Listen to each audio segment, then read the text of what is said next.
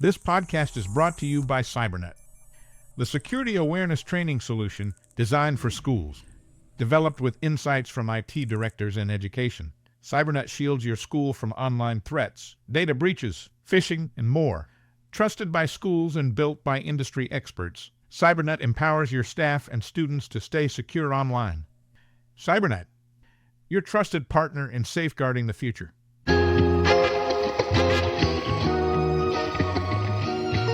Welcome to the Zero Breach Zone, the ultimate podcast dedicated to safeguarding K-12 schools from cyber threats and beyond. I'm Andy. And I'm Phil, your co-host guiding you through the intersection of cybersecurity and education. Each episode, Phil and I will dive into conversations that matter, breaking down the latest cybersecurity challenges that schools face. And we're not doing it alone. We'll be bringing some experts in the field from the edtech world and beyond for interviews, getting their take on the most pressing issues. Plus, every episode will wrap up with a recurring segment, The Parting Tool, where we'll share a top tip or tool that you can start using immediately to stay ahead of breaches, phishing, and everything in between. So, welcome to the show. We're thrilled to have you here with us. Let's not just listen, but let's take some action. Connect with us on LinkedIn and other socials and join the conversation. Together, we can build a strong community dedicated to protecting our schools. Hello, everyone, and welcome back to the CyberNut-sponsored Zero Breach Zone podcast. We are excited today because we have an awesome show planned for you. And Andy, why don't you tell everybody hello? Hello. Hey, I'm thanks, Andy. I'm your co-host for Zero Breach Zone. All right. So we are back in the studio recording again, but we have a special guest with us today, a really special guest. I have followed her work for a long time, and she's been a top-notch cybersecurity, what I consider a cybersecurity expert, but a top-notch CTO for one of the largest districts in the state of Texas. And of course, we know everything in Texas is big.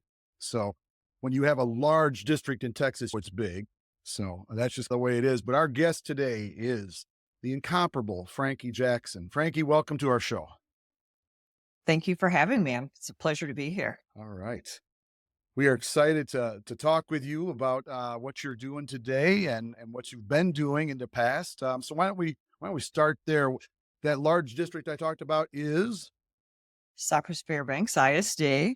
And when I made a career transition in 2019, the student count was 118,000. It was a very large district. And now within 6 years, I guess it's been about 5 years, the district's grown to about 130,000. So it's a huge district. To get from one side of the district to the other took an hour. So you had to really plan if you were going to make some site visits, how you were going to get there. How many buildings? How many buildings over there? Over 100. So we had, for example, 58 elementary schools and 14 high schools, and one high school was 4,500 students. Sure. So it was a huge honor to work for that district.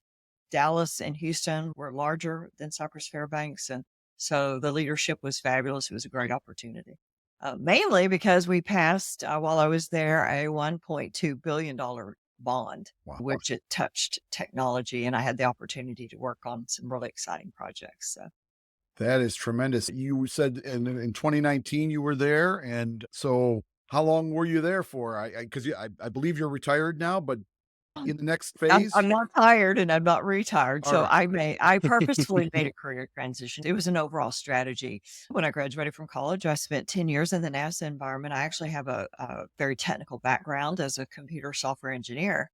And then during that time period, got married and had 3 daughters and couldn't travel all over the United States. So I needed to get a better schedule and went to work for K-12. I thought that was going to be an easy job. I thought, oh, I'll work in K-12 in the school system, wait till the kids get a little bit older, and then I'll go back to NASA. That never did occur. I quickly found out that transporting kids, keeping kids safe, and instruct kids was more important and just as complicated as it is to send a shuttle to the space station. So I joined in 1994, K-12. I worked for one district for 19 years, and it was about 25,000 students. And then purposefully made that career jump in 2012, 2013 to Cypress Fairbanks and finished out my 25-year stint in K-12 and made the transition into, I felt like I had another career that I had the energy to spend in. And I decided to work independently and do all kinds of cool things at the state and national level. Wow. What I NASA. didn't know, what I didn't know was the pandemic was right around the corner. So that was a huge, that was a huge bonus for me that I didn't have to endure all the. Curveball, a lot of people. Yeah, that was fantastic because I used that time. I was always interested in cybersecurity. I had done the COSA Trusted Learning Environment, largest district to get the TLE. You got the TLE, huh? All right. The TLE at a huge district, which Right. was monumental. It was the largest district to achieve the TLE at that time.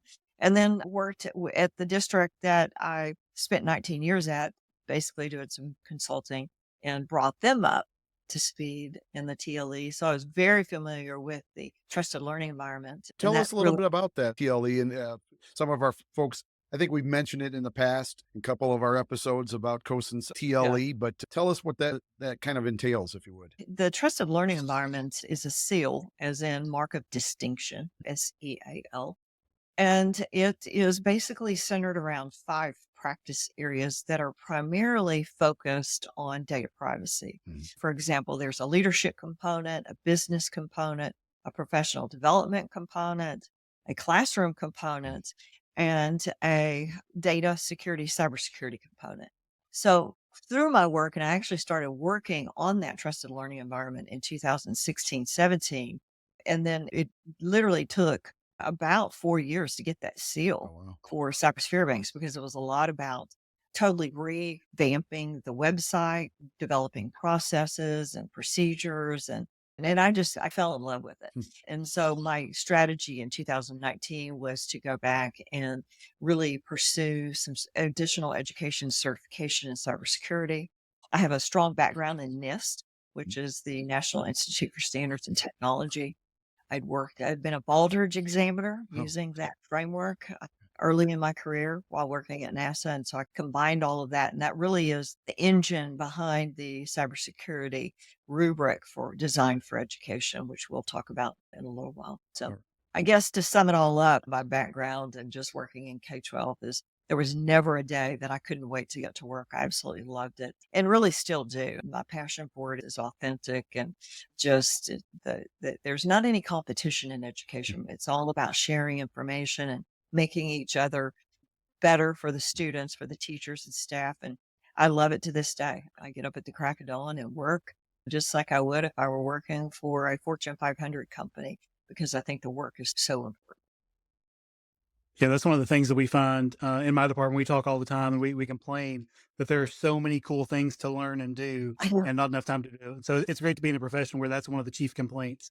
Isn't that? Yes, it is. It's just, I have about 5 balls on my desk right now that I'm juggling. And then that's every morning. It's a to-do list that I never complete. That's okay.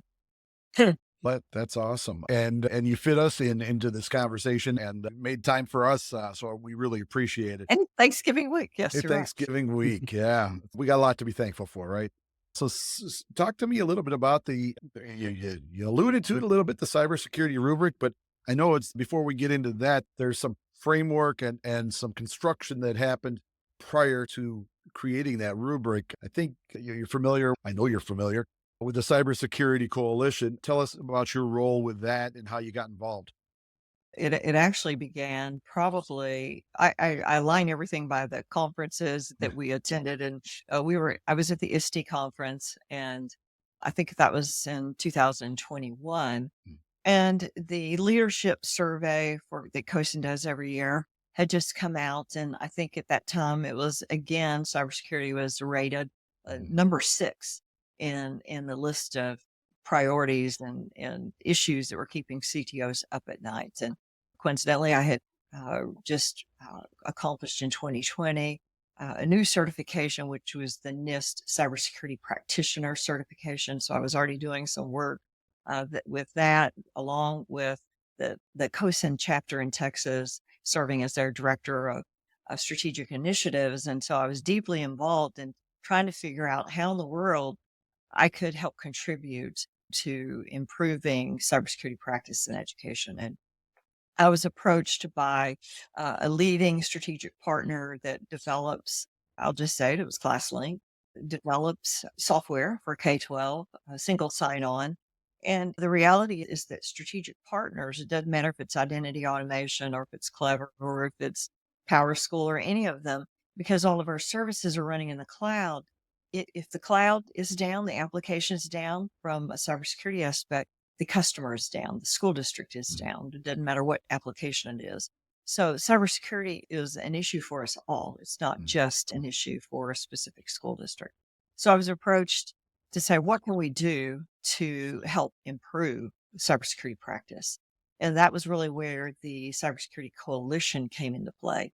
So we went out and we found other strategic partners that would help join us in this endeavor to really put our heads together and figure out what we could do at a very low cost, if at any cost, and to design a cybersecurity framework for education in a fast amount of time. It's a priority that needed to be addressed.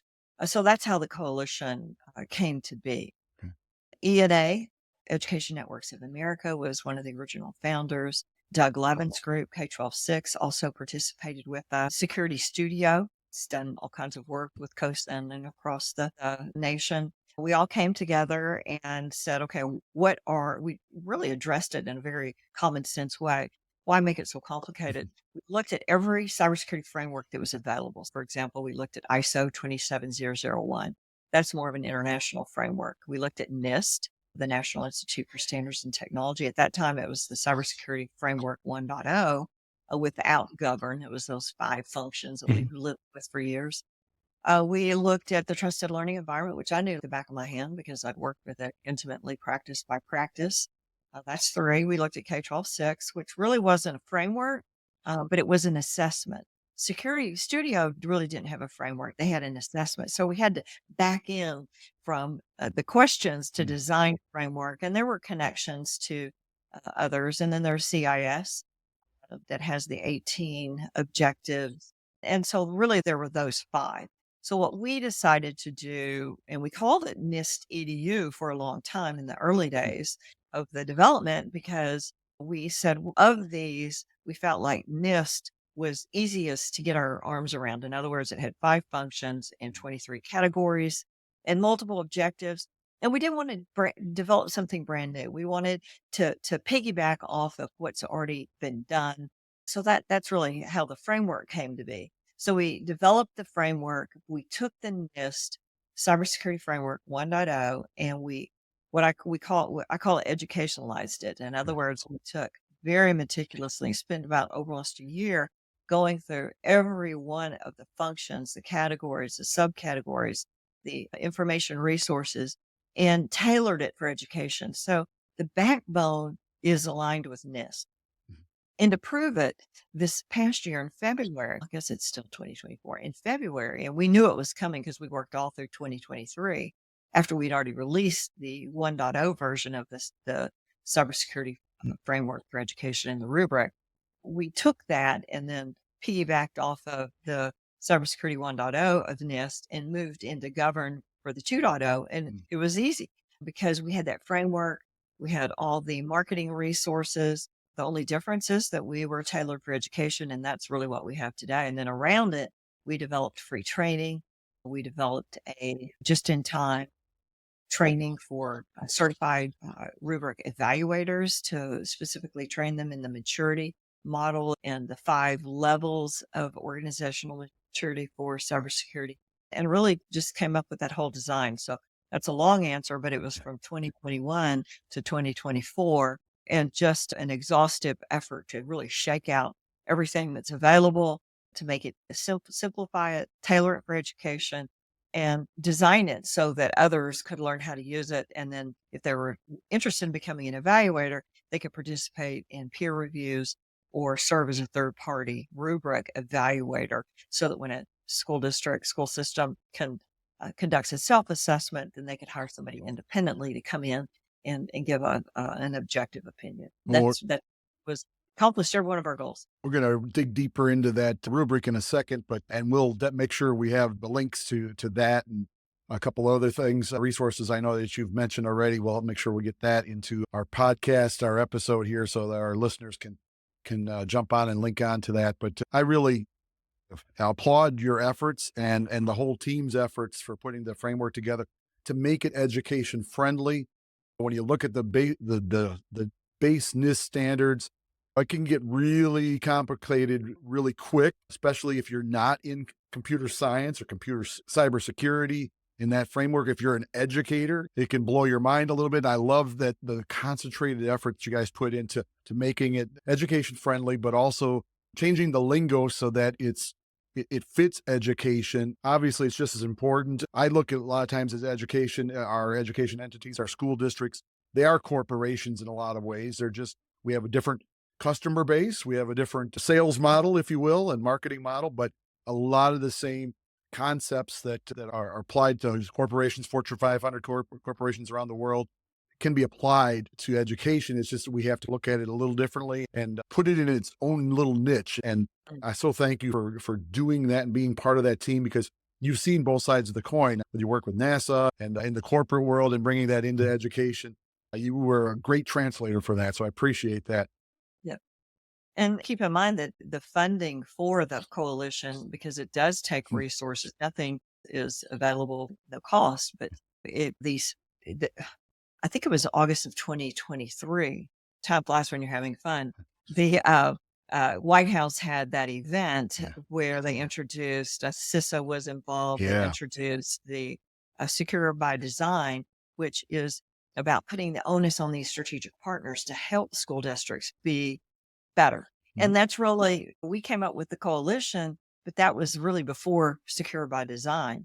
So I really applaud those strategic partners that stepped up and wanted to contribute without having anything in return. In other words, there wasn't any money to be made in this endeavor other than to help school districts and try to help solve this cybersecurity puzzle that we have. It also did the vendors at Secure by Design, brought like you said, brought the partners, the vendors to the table, but also helped them to understand what we needed in education to be able to, things like the data privacy agreements and making sure that they're keeping student data private and putting mechanisms in place to specifically make that happen. You're right. That is a great partnership. And now everybody's on the same page. They have a level playing field or guide to be able to implement their products so that they are school district ready, data privacy ready, and so on. Yeah. I appreciate as well, too, from the standpoint of a security practitioner, that you guys, instead of creating something new, that you went with the NIST CSF to give us that kind of common language and common framework, like Phil is alluding to, the industry has as well. Because so often education, we're a separate beast and we get our own tools and it's separate. Being able to tap into something that's field tested in industry. And you mentioned career pivots. It also, for people that are interested in making a jump from K-12 to the cyber workforce, if they figure out that they love the GRC side of security, it gives them that common language.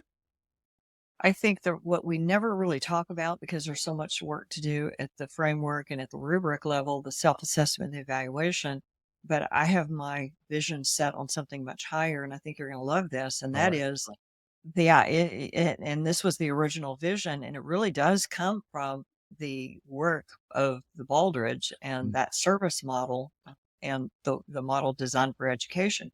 And that is that the real benefit is that if we could stabilize on a framework for cybersecurity and education, we could then roll up our results of organizational maturity levels at the regional level to do peer reviews, which are more cost effective, and maybe at the state level, maybe at the national level. So that, for example, with the FCC cyber pilot, if I were in charge of the United States of cybersecurity, I would say, we're going to use a standard framework. You're going to do an evaluation, and we're going to look for best practices. We need benchmarks. So rather than recreate the wheel, what I would love to see is the NIST framework with the 6 functions, the 22 categories, with sample education processes for each one.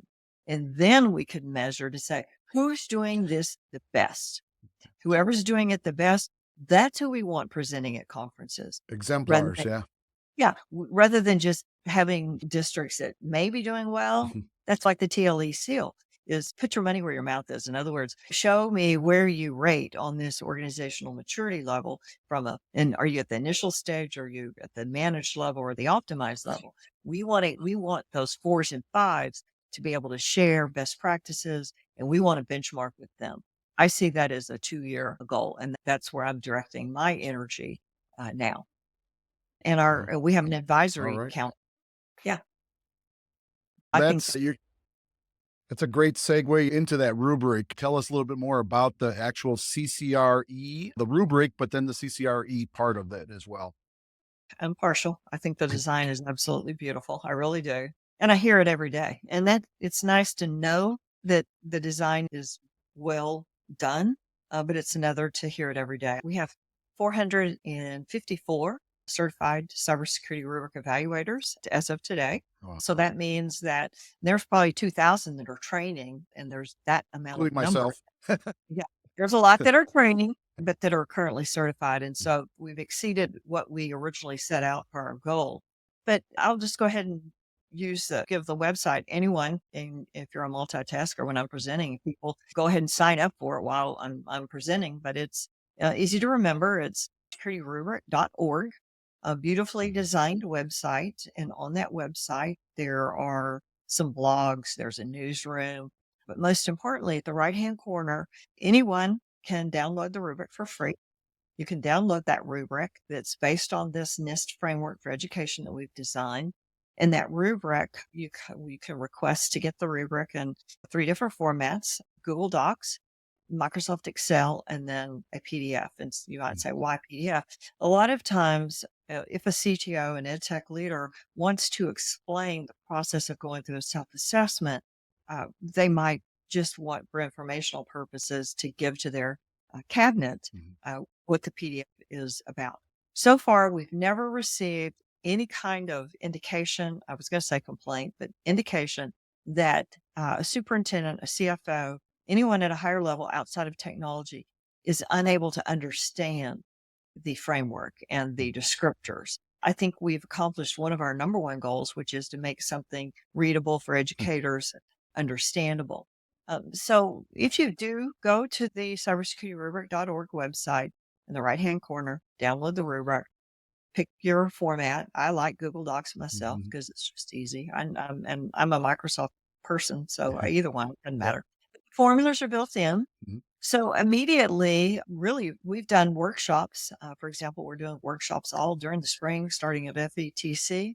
During the sessions, we will actually go into the rubric and say, just take one of the functions like govern, identify, whichever one, and position yourself, read through the 5 different levels, starting from initial to repeatable to defined to managed to optimized, and say, where do you fit into this? A lot of times the response is, I don't know. Okay. If you don't know, then chances are you're probably going to be a 1 or a 2. But then even if those that are in the workshop may not know exactly where they fit in that maturity model, they then have free tools that they can go back and start asking questions to the right people. We've done the presentation for superintendents, and they've come up after and said, I've already sent this to my technology team and say, I want you to, it's not a gotcha thing. It's here's a self-assessment. Yep. Let us know where we are, and let that drive the strategic plan. Let that drive where the improvements are and where they could be in next year's funding cycle.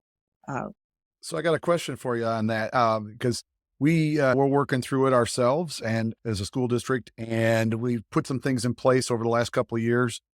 We actually saw a decrease in our cybersecurity insurance rates this year because we were able to check the boxes on several things, not just on the rubric, but of course on the cybersecurity insurance application and everything. Right. Have you heard from other districts that that by going through the rubric, they now are better postured and better placed to be in terms of cybersecurity insurance, and maybe ultimately save the district some money because of going through that rubric? You heard any stories Oh on my that? gosh. Absolutely. I liken it to a car insurance. Yeah, it's really not that much difference. Yep. If it is that you're a good driver, you don't have any tickets, you haven't had any accidents, and your rates are going to be lower. Same thing with health. If Yeah. you've had a history of health issues, chances are your insurance rates are going to be a little bit higher. Same thing with cybersecurity. And originally, when we started putting together funding resources for the coalition, we had on our list to work with insurance companies in their due diligence. In other words, each insurance company has their due diligence requirements. And we thought we designed our framework to be able to bring those insurance rates down, then that would be a way that we could contribute. Yes, it was in the original design of it. And there's a great hope that we could help control costs by working more closely with insurance companies. And yeah, I think that's a huge opportunity. So one of the things that I thought was really unique about the CCRE when it launched is the way that there was a little bit of an emphasis on how a practitioner could do the CCRE certification and then assist other schools with their evaluations. Could you talk a little bit about what the vision was there for how that should work? This almost sounds too good to be true, but this is just honest to God's truth. The vision was never to make a lot of money. Otherwise, we wouldn't be in education. We could make money doing anything. Right. The vision was to provide help and assistance to school districts at the lowest possible rate, if free at any cost whatsoever. By providing the framework for free, by providing the rubric for free, and the training about the rubric, and then putting a nominal fee for the CCRE certification. And I'm talking nominal being $99. That's just almost highway robbery. But really, it had nothing to do with making money. It had to do with controlling who is taking the certification. And so that's why we offer promotion codes, because we give these promotion codes out. So like these kinds of events or education conferences, and we look at the domain. I don't personally, but those that are approving those to enter into the training, the learning design team looks at that and scrutinizes it. It's never to make money. I don't know that I answered your question specifically, but the idea behind doing peer reviews was to offer multiple avenues for school districts, for school agencies to be able to improve. The goal was simple. Was just figure out a way to improve cybersecurity practice. That was really the goal at a low cost, if any cost at all. I know here in Texas, I am working with some of the large districts and even some small districts. Do I charge them for that work? No. Should I? Maybe I ought to charge them a nominal fee, but I don't. And I think part of that has to do with, I feel like I'm learning from them just like they're learning from me. For example, I just completed an assessment for a large district. They're in the top 10 of Texas. And from that, they were able to use their assessment results to drive the FCC Cyber Pilot application, which was huge. One thing in our business, everything's always brand new. So there's always opportunities to do some really cool new things. So when the cybersecurity pilot application window came out, there was some conversation, some details. If you read all the details of the cybersecurity pilot, to look for continuous improvement, to look at where you are today, to drive where you need to be, rather than just buying some shiny objects and say we need to protect things, and use vendor recommendations not based on strategy. A lot of the work that I did with this one particular district was really under the pretense of figuring out what they needed to apply for the cybersecurity pilot. Now, we haven't heard back, but that's going to be really exciting if they do get awarded based on, and there were several other districts. There was a consortium I think in the state of Indiana. It starts with an I, could be Illinois, so don't hold me to it. That I think it was 32 school districts that came together in a consortium and were working together using the rubric to help drive strategic objectives. The other thing is we think about strategic planning, and when you're working for a district like a Cypress Fairbanks with that number of students and just huge budgets, when it really came down to strategic planning, to get into the district improvement plan really only was about 3 to 5 primary strategic objectives. There's a lot to do, but what is it? What's your top 3 to 5 strategic objectives, and how much money do you need? Yeah. And at the time in 2019, I really didn't have the rubric, but the thought process was there. This is where my weaknesses are. This is where my gap is. And if I don't ask for these resources at this moment in time, come next year, if I have a cybersecurity attack, because cybersecurity was prevalent in 2009, then that's on me because I didn't ask. I may know we don't have the funding, but I didn't ask and I didn't do the planning work to determine what we need. And sometimes I tell, if I'm really in a personal conversation with CTOs, I think this is a CYA tool because what this helps is to cover your, what? I call it cover your ask. Ask, ASK. Yeah. Because if you conduct self-assessment and evaluation, and you basically put your strategic plan together that says, we on a scale of 1 to 5 rate a 1.4 to get to a 2, that could equate to a D. To get to a 2, you're not saying it, but these are the things that we need, and this is how much money. Yeah. Now, if it's not awarded, okay, that's sad. And you wish that you could have had funding for it and resources and tools and people and all that. But you can go to bed at night and saying, I asked, there's not funding, but maybe there'll be funding next year. If there is a horrific cybersecurity attack and issues, and you're asked, why, how could you let this happen to us? I say, we conducted a self-assessment. We conducted an evaluation. We put together our top, 3 objectives, strategic plan. A needs plan. Yeah. But unfortunately, there just wasn't money for it this year. But hopefully next year there will be. Trust me, there'll be money next year. Yeah. I'm almost positive. It's great. Yeah. It's great too to have that quantitative information to go along with it, not just, we needed a NDR because or I not thought to ask we at all. needed it. Okay. That's right. Well, Frankie, the wealth of experience and knowledge you're already bringing to our audience right now, but that you've brought to many districts around the country. I know you're a national player when it comes to that, a thought leader, obviously, with the Early CTO Academy as well. I've worked with you on that as well, and it's just incredible. Speaking of the Early CTO Academy, I know that you have partnered with some of the moderators and creators of the Early CTO Academy, Donna Williamson and Sheryl Abshire, and of course, our good friend Diane Doersch, for a new book. And I happen to have it right here in front of me. It's called The Savvy Ed Tech Leader. There you go. Now, there's Frankie's name on the authorship there, but it's that's the audience has been fortunate enough to hear just in the couple of minutes we've been together how savvy you are as an ed tech leader. Tell us a little bit about writing this book and getting together with these powerful thought leaders, national thought leaders, probably international thought leaders on what it takes to be a savvy ed tech leader.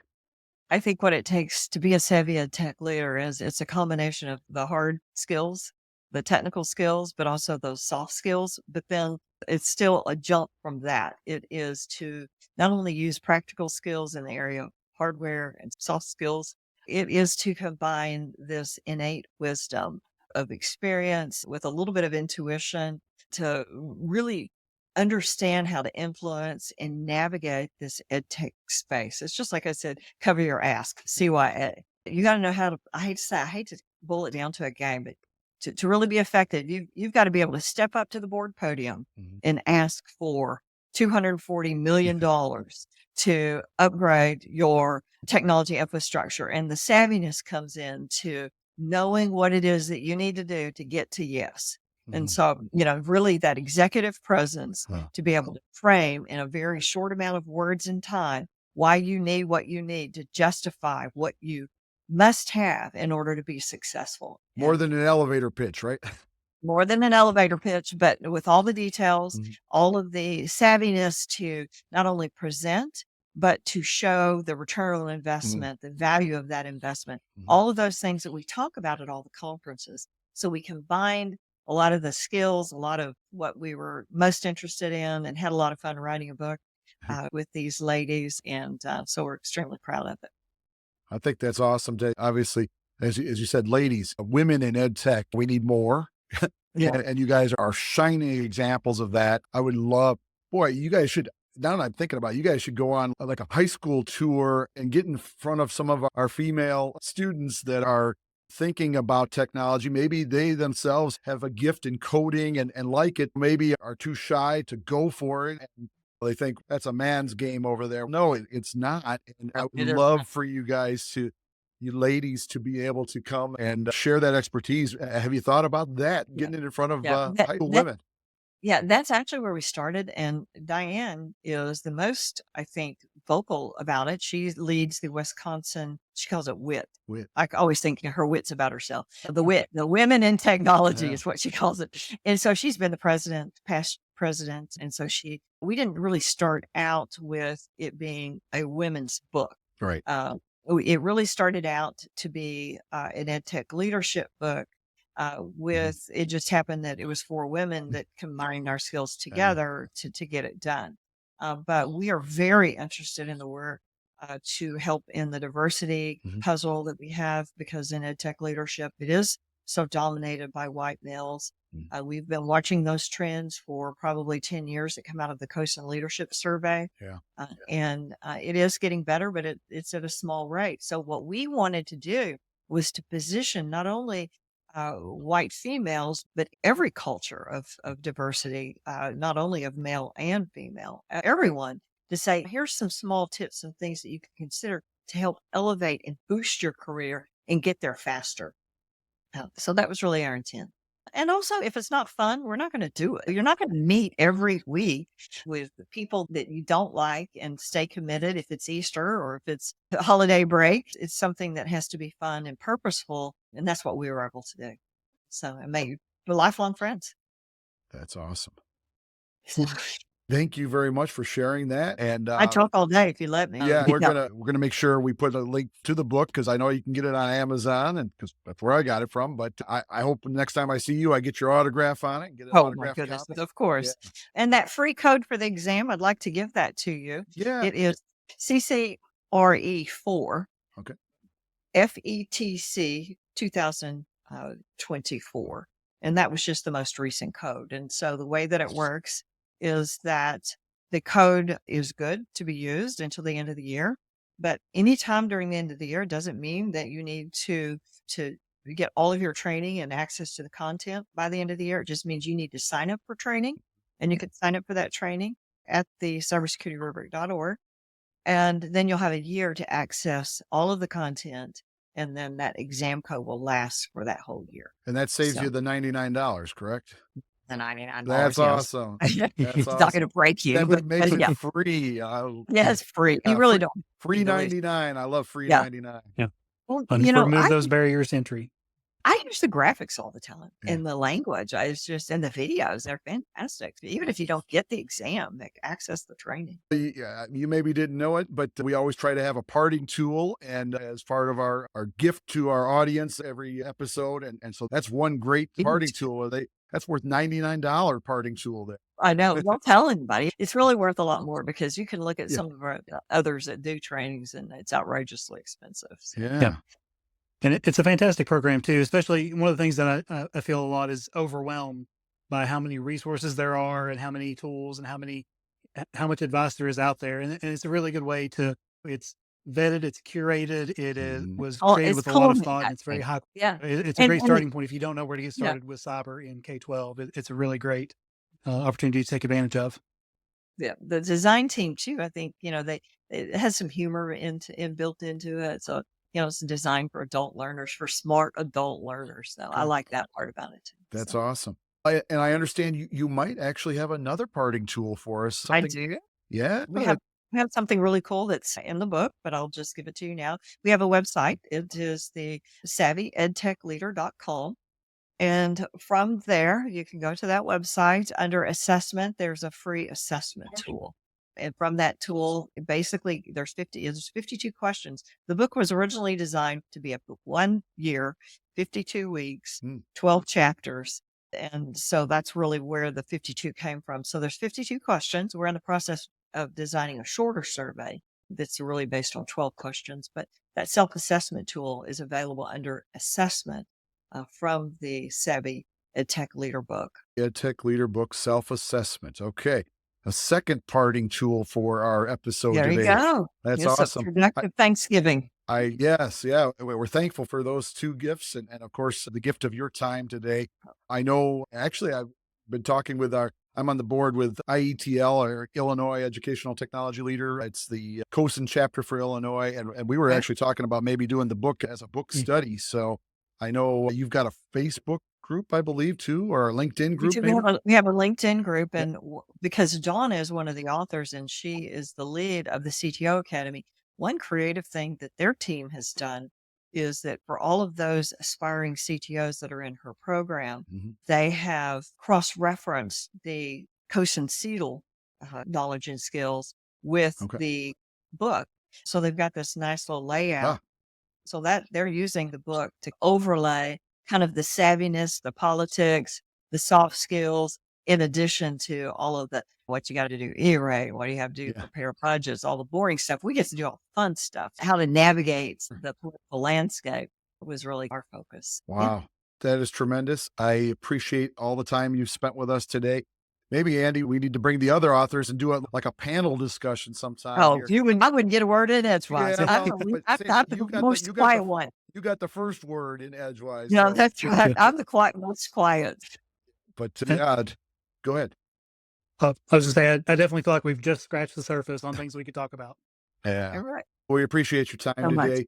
Everybody, thank you very much for being with us today at the Zero Breach Zone. Thank you, Frankie Jackson, for showing us how we can create in our schools a zero breach zone. And you've given us plenty of tools to be able to do that. And just very thankful. And Andy, you have any parting words? I know, it's been a pleasure. And thank you very much, Frankie. It's been a pleasure to meet you. Thank you so much. I appreciate that. All right. You guys have a great week. Thanks for tuning in to today's episode of the Zero Breach Zone podcast. We hope our conversation left you feeling more informed and empowered to protect our K-12 schools from cyber threats. A big shout out to our sponsor, CyberNut AI, for making this podcast possible. CyberNut is committed to providing security awareness training designed for schools, helping educators and students navigate the digital world with confidence. If you want to learn more about how CyberNut can help strengthen your school's cybersecurity defenses, head over to their website, cybernut.com, and sign up for their training program. Together, we can create a safer online environment for everyone in our educational communities. And don't forget to hit the subscribe button. Connect with us on LinkedIn to join the conversation and help us build a strong community around cybersecurity and education. Join us next time on the Zero Breach Zone for more insightful conversations. Stay vigilant, stay ahead, and let's keep our schools a Zero breach Zone.